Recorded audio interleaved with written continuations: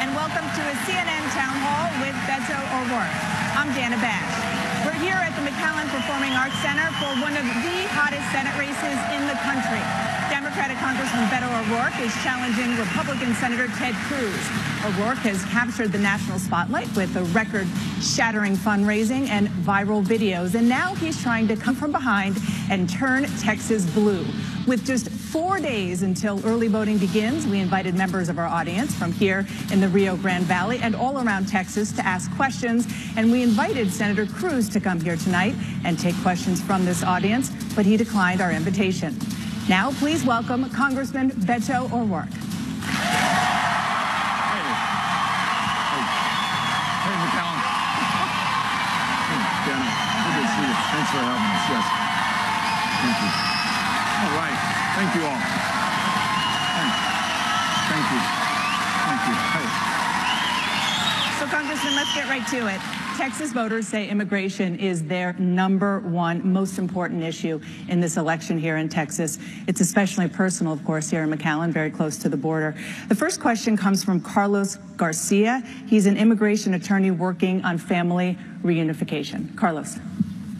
Congressman, this weekend the president indicated that he's open to resurrecting his family separation policies. For the most part, the amazing people of South Texas, regardless of political or religious affiliation, stepped up to the plate to help those in need because, well, that's what we do in South Texas.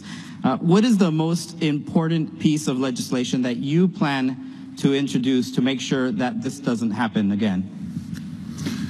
Carlos, thank you for your question. And Dana, thank you for having me here today, CNN and the city of McAllen. Very grateful to be with you. I was here in McAllen in the wake of the president's disastrous zero-tolerance policy, which meant that every family that attempted to come to the United States seeking asylum between our ports of entry was separated. In real terms, that means kids taken from their parents. Went to the busiest Border Patrol station within the busiest Border Patrol sector here in McAllen. Met moms who, with their kids, had just been apprehended, had just turned themselves in. As the Border Patrol agent in charge joked with me, she said, "We're not arresting these asylum seekers, they are arresting us." Met a young woman, 27 years old, with her 7-year-old daughter. Within hours, they would be separated. But as I was talking to that mother from Honduras, and she told me how she'd been on the road for the last 3 weeks, how she was trying to bring her daughter to safety and salvation. Unbeknownst to them, they would be separated within hours. And that little girl, the entire time that I was talking to her mother, never once took her eyes off the most important person in her life. Never let go of that hand to which I bet she had been holding every single day for the last 3 weeks, for the last 2,000 miles. Because of the people of this community, of McAllen, and the people of the border, and the people of Texas, we got this administration, at least temporarily, to desist in this policy of taking kids away from their parents. But we know full well that tonight there are hundreds of kids who have yet to be reunited with their parents, who don't know when or even if they're going to see them again. You ask what we, the people of Texas, can do about this. First, we can ensure that never again is another child taken from another parent coming here to seek asylum. 2, we can insist that immediately every single one of those kids is reunited with their families, that we follow our own asylum laws. And then going forward, Texas, the defining border state, immigrant story and experience, and it's a positive one, should lead the national conversation in rewriting our immigration laws in our own image, to reflect our values, our interests, our experiences, what we know to be true and to be good. For example, freeing dreamers, more than 1 million in this country, nearly 200,000 in Texas, from any fear of deportation by making them U.S. citizens here. They're already as American as anyone else in any way that's meaningful. Let's make sure that they're also citizens so that they can contribute to their full potential.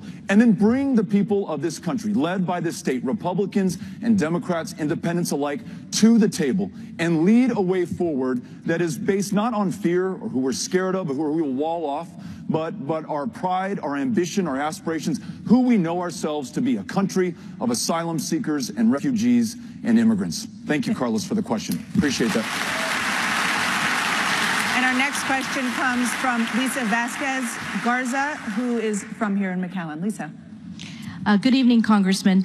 We have seen the various negative ads about how you favor open borders. Can you please tell us what your position is on border security and what, if anything, is needed for border security? As part of your answer, can you explain once and for all to the great citizens of Texas whether or not you are in favor of open borders? Thank you for your question, and thank you for being here. I'm not in favor of open borders.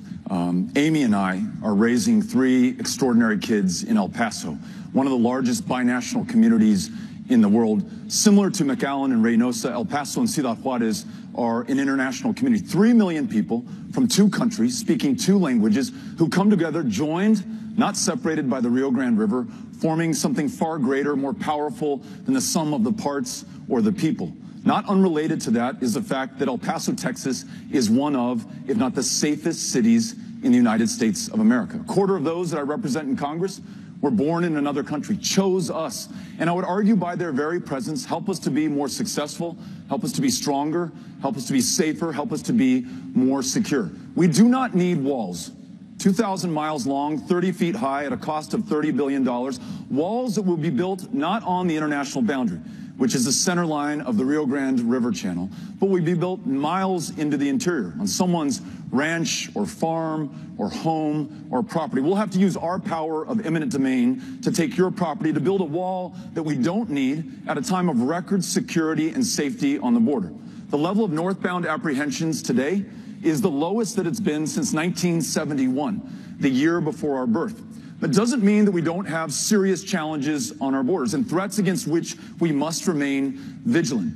There are people who would smuggle other people into this country, others who would bring illegal drugs and try to traffic them into our communities. We must support the nearly 20,000 women and men of the Border Patrol in that important job that they do to keep our communities safe. We must support local law enforcement, but we must also tell the story of our communities. Communities like McAllen and Weslaco and San Benito and Brownsville. This powerful, proud story of how we are safe communities, very often safer than the average city in the interior of the United States.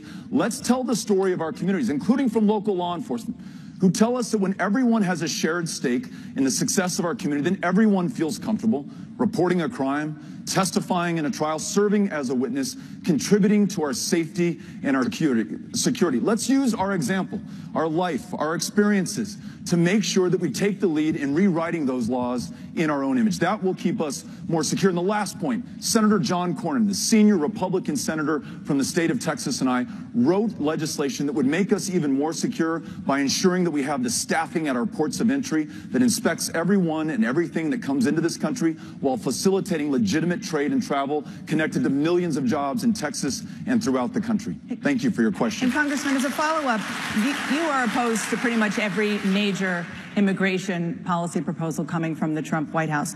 So what is your plan to deter immigrants from coming across the border illegally?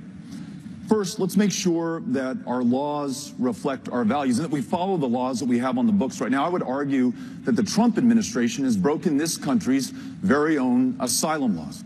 People who are fleeing the deadliest countries on the planet today, Honduras, Guatemala, El Salvador, who are doing what any human being, what Amy and I would do in the same situation, for the only way to save Ulysses and Molly and Henry's life, we're punishing them, taking their kids from them, turning those parents over to the Department of Justice, prosecuting them like common criminals, and deporting them back to the very countries from which they fled. So let's make sure that we follow our asylum laws. Let's not try to solve these problems of human misery at the border. But that's about asylum. What about stopping illegal immigration that has nothing to do with asylum, which is a real problem? You agree? A couple of ideas here.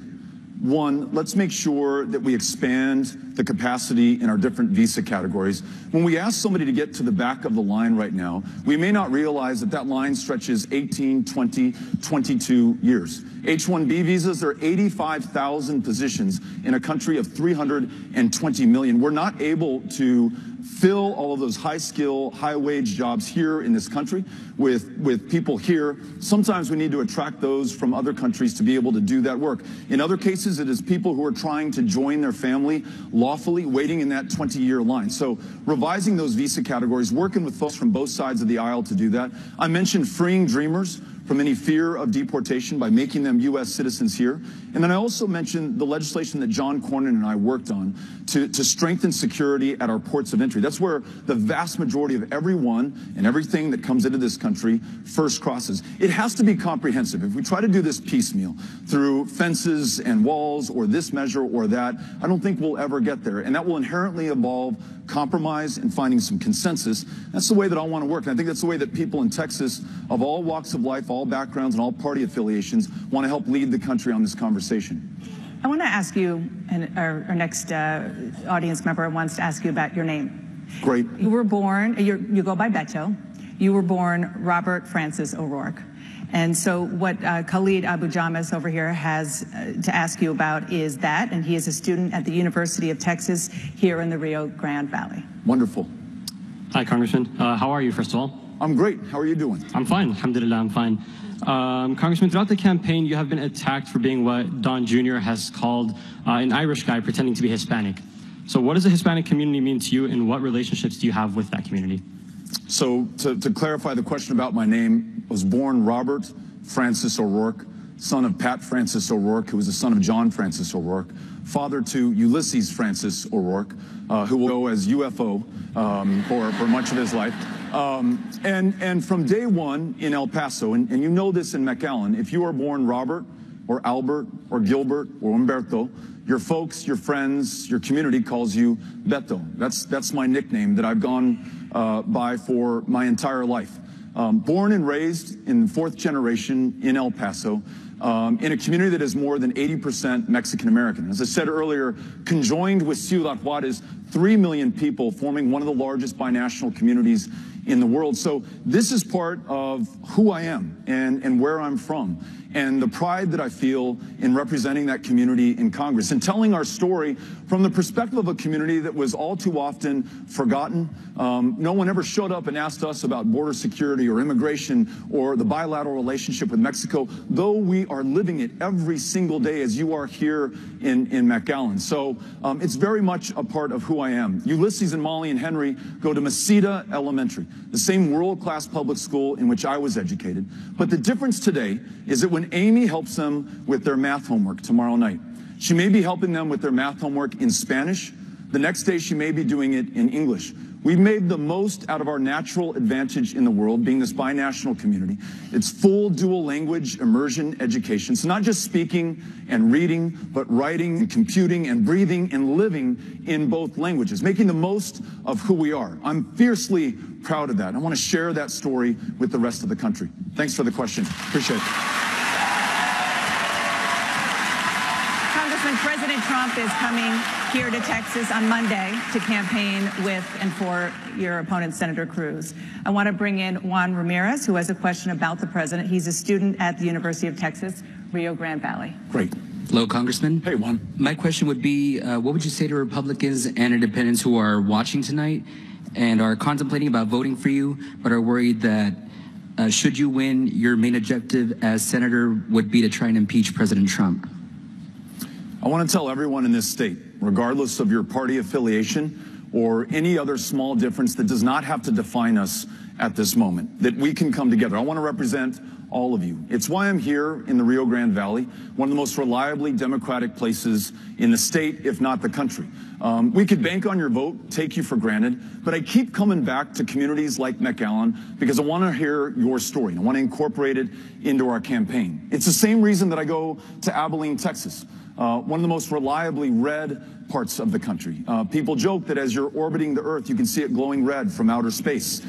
First time we go, maybe 25 folks show up at that town hall meeting. The fourth time we go, we have to hold the town hall meeting in a space like this at the Paramount Theater in downtown Abilene because 800 people have shown up. Republicans, independents, Democrats alike, finding common cause in the big, ambitious goals that we have for this country, making sure that in a state where half the teachers work a second job just to make ends meet, that we have their backs, pay them a living wage so they can just focus on one job, that we lead the conversation on immigration, or that we go from being the least insured state in the United States of America, whose #1 provider of mental health care services is the county jail, to being a state where we are there by and for one another, leading the way on universal, guaranteed, high-quality health health care. That is my focus, on the things that we can achieve. And I will work with anyone, anytime, anywhere, including President Trump, whose administration I have worked with to pass legislation to make this country and my community better so that we can advance these goals that we all share regardless of our party affiliation. Thank you for the question. Appreciate it.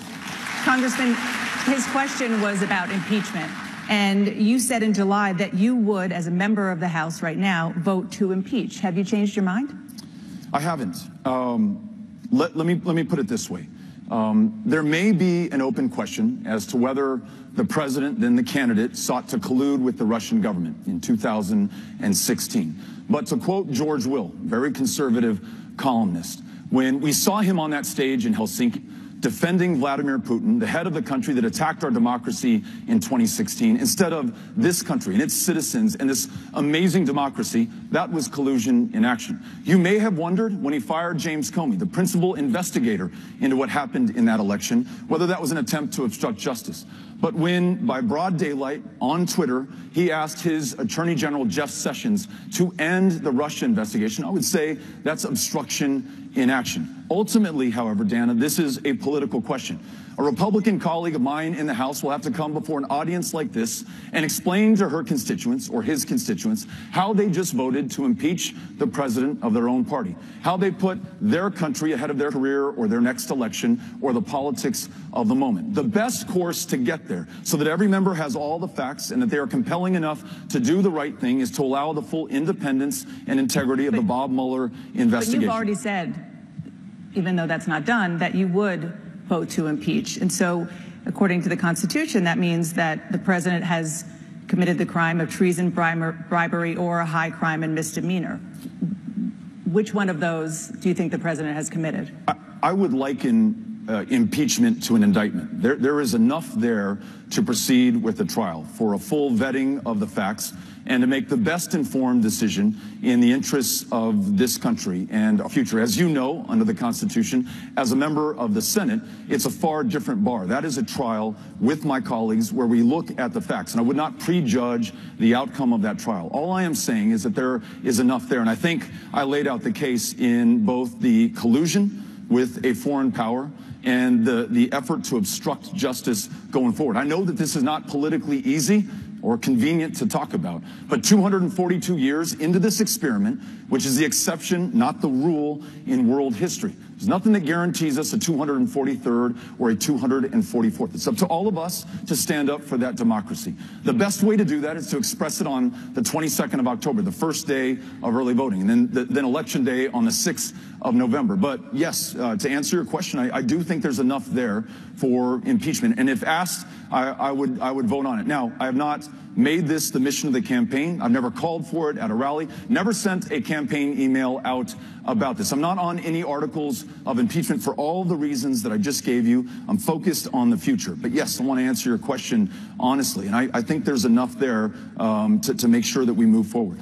Congressman, thank you so much. Thank you very much. A Yeah. lot more to get to. Stay right there. We'll be back with more from CNN's Town Hall with Beto O'Rourke. Thank you.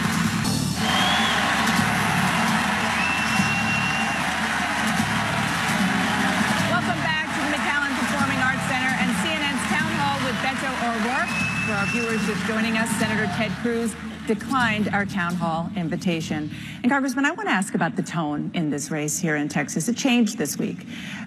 You've been saying that people are sick of the pettiness and the smallness in politics. Yet during Tuesday's debate that you had with Senator Cruz, you took a page right out of President Trump's playbook, and you called Senator Cruz Lion Ted.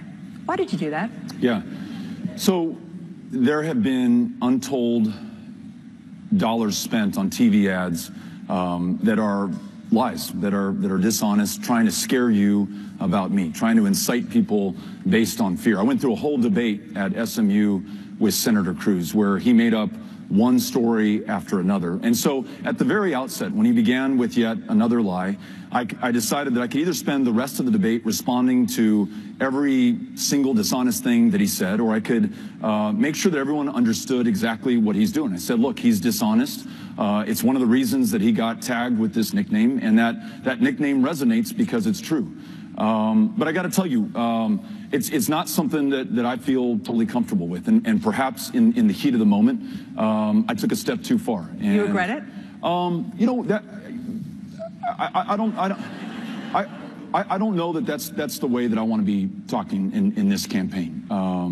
But I also heard from so many people, including many here, that you know, as we focus on the future and define ourselves by our ambitions, all those things that I talked about earlier that we should be able to achieve and to lead on, to not answer to these attacks when your opponent says you want to legalize heroin, or that you want to take everyone's guns away, or that you want to open the border, it can invite you know, confusion or questions by people. And so I want to make sure that people know that that's not true. That's dishonest.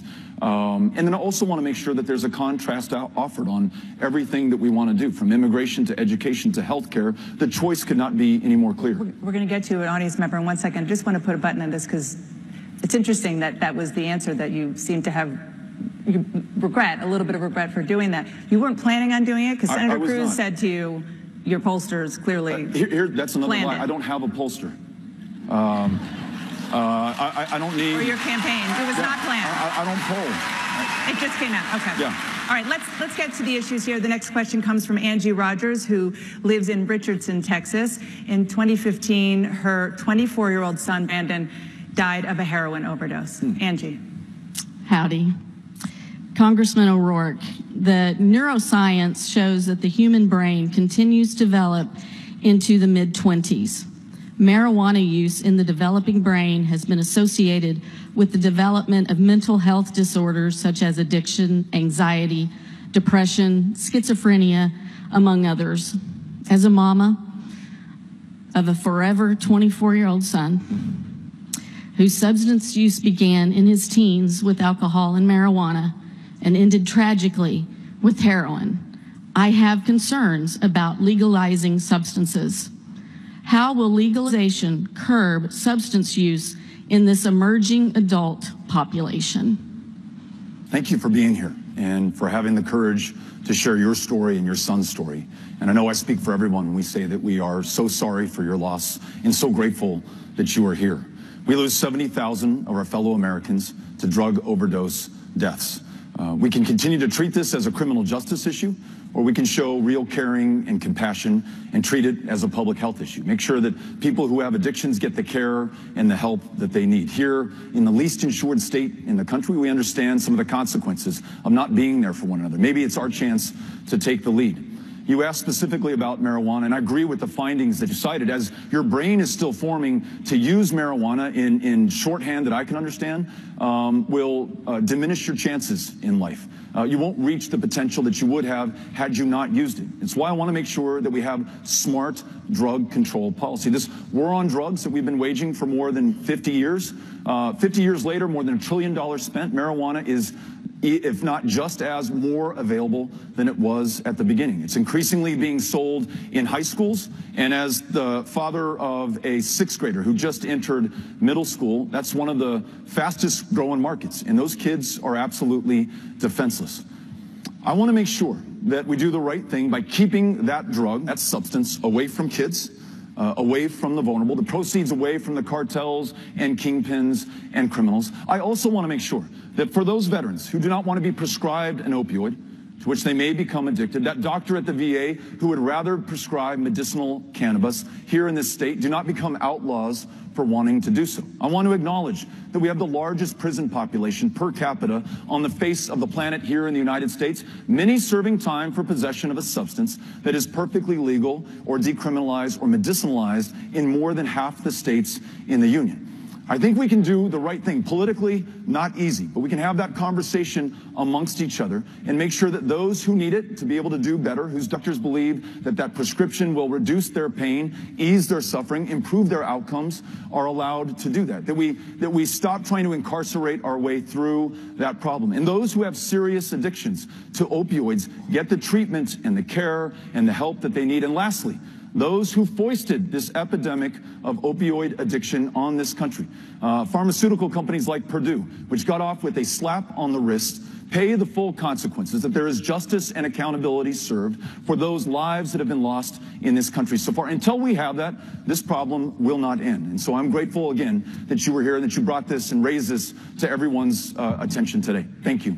Appreciate it. Congressman, to follow up, there's a question about legalization of drugs. And I want to read what you said in 2009 at an El Paso City Council meeting.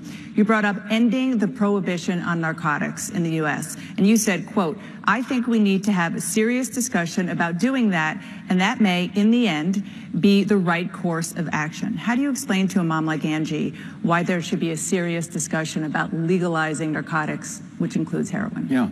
In 2009, when I was on the El Paso City Council, Ciudad Juarez, our sister city, was the deadliest place on the planet, bar none. Why? There was a drug war raging there, in part to satisfy the appetite for illegal drugs in this country, in part due to our prohibitionary, incarceration-first policy that had created such a premium on crossing those drugs that kids were literally willing to die or to kill one another for the privilege of crossing something here into the United States. I thought we owed ourselves, as a country, our sister city of Ciudad Juarez, a conversation on the best way forward. Now, that resolution or that amendment that I offered to the resolution was inartful at best. What I was trying to get to was marijuana, the cornerstone of the drug trade economy. And to clarify the position, and anyone can look this up, Susie Bird, my colleague on the city council, and I wrote an entire book on the subject. And what we focus on is marijuana policy from the perspective of the front lines of the drug war in communities like this one, in communities like El Paso, and talk about an approach that would reduce the problems that we have and improve the outcomes. So to be clear, I don't want to legalize narcotics. I do think we should end the prohibition on marijuana and effectively control and regulate its sale and make sure those who need it for medicinal purposes are able to obtain it through a prescription from their doctor. Thank you. You talk about health care. You have made health care a core issue in your campaign. You say Texas should expand Obamacare. Of course, Senator Cruz, your opponent, wants to repeal it. The next question comes from Michelle Neighbors from Menchaca, Texas. She is the mother of 3-year-old Jack, who was born with a heart defect. Hi. Congressman, I believe that everyone should have access to quality health care, especially because my son was born with a severe heart condition in 2015. It seems like Medicare for all would be the best way to ensure that everybody has the care that they need. But like many families in 2018, political conversations surrounding the single-payer Medicare for all systems leads to divisive debates and untruths. Can you explain how Medicare for all will benefit Texans? Yeah. Michelle, thank you for being here and sharing your story and that of your son. Nearly half of Texans under the age of 65 have a pre-existing condition. I mentioned that we are the least insured state in the United States of America. Hard to believe that in the year 2018, in the wealthiest, the most powerful country on the planet, we have people crowdfunding insulin treatment for diabetes. School teachers succumbing to the flu because they don't have a $119 copay for the flu medication that they need to keep them alive. Parents like you living in anxiety, wondering whether those pre-existing conditions will continue to be protected when you have a junior senator who has promised to repeal every single word of the Affordable Care Act, including those protections for pre-existing conditions. Here are some steps we could take towards the ultimate goal that you described. One, we could expand Medicaid. This left $100 billion on the table, starting at the moment when the federal government was going to spend 100 cents on the dollar to expand the program, ensuring that more families got more care. We could introduce Medicare as an option on the exchanges. Concerned about rising premium costs? So am I. Let's control them with some downward pressure by introducing Medicare as an option. Lower price, expands selection and choice, and ensures, again, that more people get more care. Now, on this last part of it, it could be Medicare for all.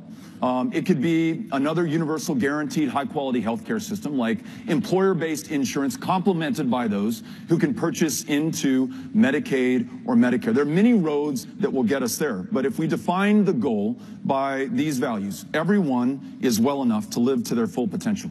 Everyone can see a doctor, afford their prescriptions, take their child to a therapist. It's guaranteed, it's high quality, and it's universal. I know that this state, which understands the consequences of failing to do that far better than any other, can lead the way. And I'll work with any of my colleagues in the Senate, regardless of party. I'll work with this administration and White House to make sure that we get there. It may not happen all at once. It may take us some time. We can't allow the perfect to become the enemy of the good. But if we keep our eyes on the prize, if we remember stories like yours and your son Jack's and others who need us to be there for them right now, keep the urgency of this moment when we get to the Senate, I'm confident that we can get there. Thank you for the question, raising the story. Thank you. Congressman, let's turn to the Me Too movement. The next question comes from Lorena Perez. She is a biology major at the University of Texas, Rio Grande Valley. Good evening, Congressman. With the current culture in America, it's become way too easy to dismiss victims, but it's also become easy to blame and label men and women as rapists out of revenge. How do you plan on protecting men and women from false allegations while still giving victims the justice and serious consideration they deserve? Lorena, thank you for being here and asking a really important question. The presumption of innocence is incredibly important. So is ensuring that we listen to survivors. And I have been struck by the courage of these survivors coming forward from all walks of life, all areas of industry, including in government. The testimony of Dr. Ford, the incredible courage that she showed in front of the Senate Judiciary Committee with nothing to gain and so much to lose, from her privacy to having to leave her home to reliving one of the most traumatic experiences of her life in full view for the entire country to see and for every member of the Senate to take apart and dissect. So I want to make sure that we honor the courage of those who have come forward and that we listen to their stories and we ensure that there are the necessary thorough investigations that should follow serious allegations like those made by Dr. Ford. I want to make sure, as Amy and I are trying to do, that we teach our kids how to ensure that they are respected themselves and show respect to others. Treat everybody with the dignity that they are deserving as humans. I've joined legislation authored by my colleague Jackie Spear to make sure that we hold members of Congress to this same high standard. I've gotten behind legislation like the Violence Against Women's Act or VAWA to make sure that there are the resources necessary to protect women and others who are in abusive relationships that need our help. So I think we can do all of this in this country. And I know that not because of those in positions of power or public trust already, but from those who are standing up and coming forward and sharing their stories. So thank you for asking this important question tonight. Appreciate it. Thank you. Congressman, thank you. We're going to take a quick break. We'll be right back with more from CNN's Town Hall with Beto O'Rourke.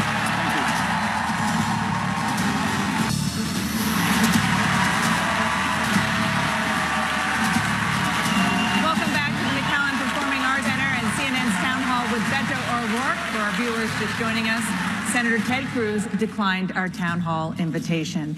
And Congressman, I want to talk about the issue that is a big one in Texas, and it really does divide you and Senator Cruz in a big way, and that's guns. Senator Cruz has an A+ rating from the NRA. You carry your F rating from the NRA as a badge of honor. I want to bring in Edna Cantu. She's a retired school registrar from Houston. Good afternoon. Good afternoon, Congressman. Hi there. So I've heard people tell me and say that you want to take away their guns. And I know that in this country, I don't think you can go and take away their personal property. Could you clarify that? Because it's a little confusing. And what exactly are you proposing? I strongly support the Second Amendment. I don't want to take yours or anyone else's guns. I want to make sure that we, the people of Texas, who have this extraordinary, proud, long tradition of responsible and safe gun ownership for hunting, for sport, for collection, for self-defense, that we use this pride of place and our knowledge and experience to lead the national conversation that this country has been waiting for. We lose 30,000 of our fellow Americans every year to gun violence. No developed country even comes close. So there's either something wrong with us, something bad, something evil about the United States of America, or there is a human solution to a human-caused problem. I think that's what we, the people of Texas, believe. And we can start with areas where there is extraordinary common ground amongst gun owners and non-gun owners alike, Republicans and Democrats. Things like universal background checks. In those states that have adopted them, we've seen a near 50% reduction in serious gun crimes. So fewer police officers and sheriff's deputies being shot by those they are sworn to serve and protect. Fewer girlfriends and boyfriends being shot by an intimate partner. In fact, this is a position supported by the police chiefs here in the state of Texas. Despite the fact that we are purported to be the world's greatest democracy, the Senate, the world's greatest deliberative body, there have been precisely zero debates and discussions about gun violence and gun safety in the last 6 years. We need someone who could not care less about what the NRA or the gun lobby or any other political action committee thinks.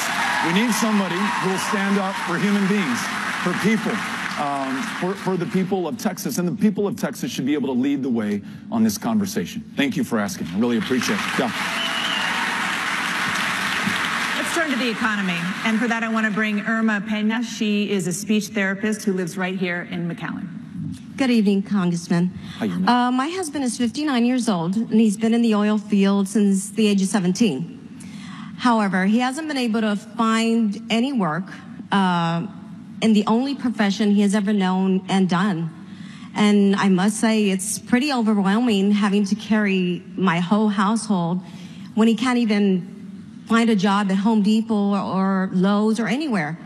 So my question to you is, how is a man supposed to do anything in a time when no one will hire him? Irma, thank you for being here and for asking this question. Again, your courage in sharing yours and your husband and your family's story to help us understand how we can do a better job. We've seen economic growth in this country going back to 2009 through 2 successive administrations. We know that much of that growth is owing not to who's in the White House, but to small business owners, to those employees who provide the value for those small businesses, for our communities, and for our economy. But though the economy has been expanding and we've seen unemployment decline, real wage growth, the kind of quality, high-skill, high-wage jobs that we're talking about here, where you can work just one job instead of 2 or 3 to make ends meet, not enough of our fellow Texans can find them. That work with purpose and function that allows you to live a life of dignity. Now, that's the problem that we have right now in Texas, but I've also seen part of the solution. I remember meeting Mayor Shetter in Burleson, Texas. They have a program there called Burleson Works. They invest in men like your husband who may be out of work. Perhaps their job was automated out of existence. Perhaps it's a young father or mother returning to the workforce after raising their families. They invest in their training at a local community college or for the certification or the skills or the apprenticeship that allow them to command that high skill, high wage, high value job. Does not come inexpensively. It involves an investment that we have to make, but that investment produces a return. When that person is able to work, they're able not only to take care of their families and themselves, but contribute back to the success of their community, of this state, and of this country. That's why I want to make sure that we make investments in people, in communities, not corporations and special interests and political action committees. This $2 trillion tax cut that flowed to corporations who are already sitting on record piles of cash, to the very wealthiest in this country at a time of historic income inequality, at a moment that we have $21 trillion in debt, is unconscionable. But it doesn't have to be our destiny. With the right leadership in the United States Senate, we can turn that focus back to people like your husband, to families and to communities. And that's what I want to do for you and your husband in the Senate. Thank you for asking. Appreciate it. Congressman, I want to ask you a follow-up about, because, sit if you'd like, the unemployment rate is at a 49-year low nationwide. Texas was #1 in job growth last year. And you mentioned wage growth so far this year, #1 in wage growth. So how do you explain the fact that the Republicans should be replaced? Why aren't the Donald Trump and Ted Cruz economic policies actually working based on those numbers? Because those benefits and that wealth is not flowing to those who create the value in the first place. When you have somebody working full-time and living below the poverty line, that's not just. When you have school teachers in this state, half of whom work a second or third job just to make ends meet, given the fact that their primary job is perhaps the most important one in our community and for our country, that's not right. When you have a junior senator who wants to turn our tax dollars into vouchers, take them out of those classrooms, away from those public school teachers, at a time that we desperately need more, not less investment, that's not right. So a higher minimum wage so that you can work one job and focus on that and your family, and investing in the next generation, and investment in education, starting public education, not in kindergarten, but in pre-K. Now, that doesn't come cheap. It's not easy to do, but it's an investment that pays dividends. If we put $76 billion up over the next 10 years, for every dollar we put in, we get $9 back. That's a $650 billion return on that 76 that we put in. That ensures that we have the educated workforce for the future. Some kids on the first day of kindergarten start 12 months behind in reading comprehension, 10 months back in math. I'd rather follow the lead of communities like San Antonio and move that starting line back so that it's the same one for every single child over the long term, investing in teachers, in public education, and access to higher education, in a higher minimum wage, in healthcare, so that you're well enough to go to that job. We're going to see returns over and beyond the initial cost and investment that we make. And you mentioned education. One of the things that's got a lot of the young people interested in your campaign is that you say you're in favor of 2 years of free state or community college, but you also admit that's not cheap. That's going to be expensive. So how are you going to pay for it? Will you raise taxes in order to pay for 2 years of free college? The cost estimate on ensuring that every single one of us is able to at least complete 2 years of higher education, that can be your associate's degree or the first 2 years of your bachelor's without taking on debt, it's estimated to be about $60 billion over the next 10 years.